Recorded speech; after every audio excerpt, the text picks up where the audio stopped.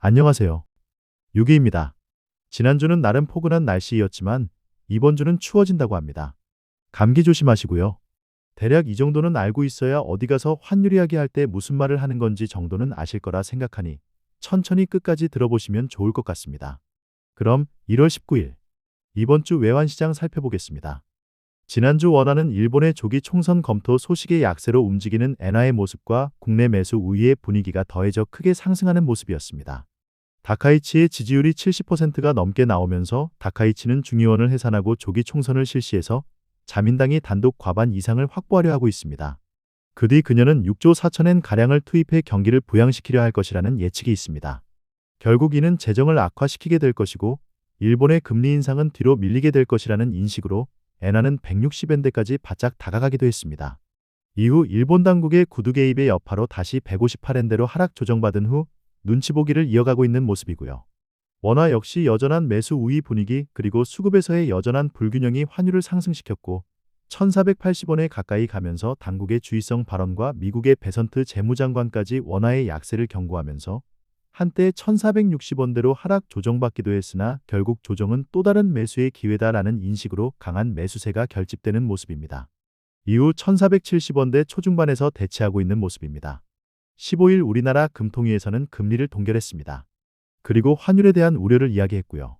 한국은행 총재는 환율이 1,500원 가도 우리나라의 경제는 탄탄하다고 언급했습니다. 이에 시장의 매수 세력은 그럼 1,500원 한번 가보자라는 심리를 보일 것 같은 모습입니다. 1월 19일부터 22일까지 스위스 다보스에서 세계경제 포럼이 있습니다. 미국의 트럼프가 다보스 포럼 전후로 차기 연준의장을 지명할 수도 있다는 언급이 언론을 통해 보도되었습니다. 하지만 정식 내정자 발표는 미뤄지지 않을까 생각합니다. 아무리 최측근을 임명하는 것이라고 하여도 상원 청문회도 통과하고 해야 하는데 미리 수면 위로 띄워 후보자에 대한 각종 검증만 더 세밀하게 하고 피곤해지느니 조금 더 늦춰서 발표하는 게 본인에게 유리할 수 있겠다고 생각할 것 같습니다.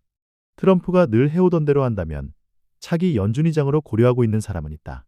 파월 사임 이후 연준은 바뀔 것이다라는 언급 정도로 마무리되지 않을까 생각합니다.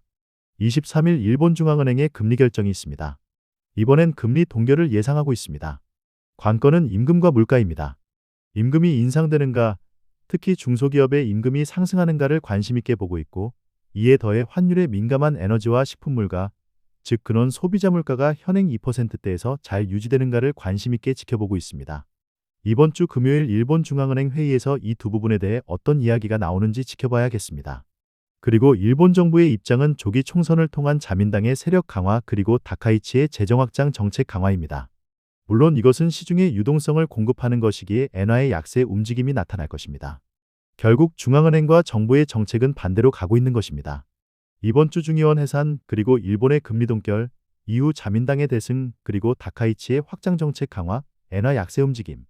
그러면 그 후 일본 중앙은행은 엔 약세에 대해 구두 개입 혹은 160엔이 넘어갈 경우 실제 물량 개입에 나설 수도 있을 것으로 예상하고 있습니다.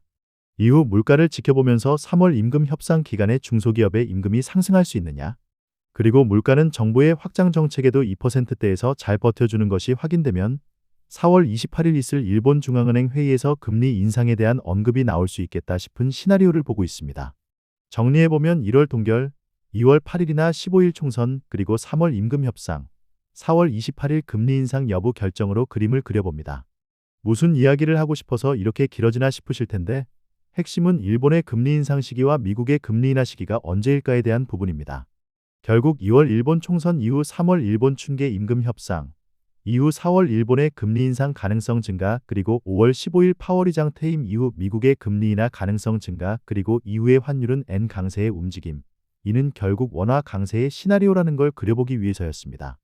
보호 시장의 분위기는 항상 앞서가는 모습이었기에 실제 미국과 일본의 금리 결정 분위기가 형성된다면 3월부터 서서히 환율이 움직일 수도 있겠다 싶은 생각입니다. 20일 미 연방대법원의 트럼프 관세 소송권의 발표가 있을 것 같다고 합니다. 계속 미뤄지다 20일 선고를 할 것 같다고 하니 과연 어떻게 발표가 될지 궁금해지긴 합니다. 이번 주 원화는 꾸준한 상승 시도를 이어갈 것이고 당국은 80원 선에서의 선긋기를 지속할 것으로 보여집니다. 60원에서 80원 사이 박스권을 예상하며 위로는 85원이 돌파가 되면 1,500원 가는 것이고 아래로는 40원 아래까지 밀려야 내려갈 것으로 보여집니다. 이번 주 주요 경제일 정표입니다. 월요일인 19일은 마틴 루터킹의 날로 미국 시장은 휴장입니다. 그리고 다음 주 연준 회의에 앞서 이번 주는 깜깜이 기간이라 연준 인사들의 발언은 없습니다. 역시 이번 주 주요 이슈는 20일 미국 대법원이 관세 관련 소송에 대한 판결을 하느냐와 23일 일본의 금리 결정이 되겠습니다. 그 외 20일 ADP 민간 고용, 그리고 22일 지난 11월 개인 소비 지출과 주간 신규 실업수당 청구 건수가 발표됩니다. 역시 이번 주도 지난주처럼 지표 관련 수치보다는 지정학적 움직임을 눈여겨봐야겠습니다. 이란 문제와 그린란드에 대한 문제가 어떻게 진행될지 지켜봐야겠습니다. 트럼프는 그린란드 병합에 반대하는 유럽 국가들에게 2월부터는 10%, 6월부터 25% 관세를 부과하겠다고 이야기한 만큼 새로운 관세 전쟁의 시작이 될지도 관심 있게 봐야겠습니다. 이상으로 1월 19일 6위의 외환시장 이야기 마치겠습니다. 주말엔 따뜻했습니다. 밀렸던 세차도 좀 하고 왁스도 발라 코팅도 좀 하고 했더니 살짝 땀이 나기도 하더군요. 이번 주는 화요일부터 많이 추워진답니다. 감기 조심하시고요. 개인적으로는 이렇게 일주일마다 한 주 외환시장을 예측해 주는 게 있나 싶기도 한데 왜 이렇게 인기가 없나 모르겠습니다.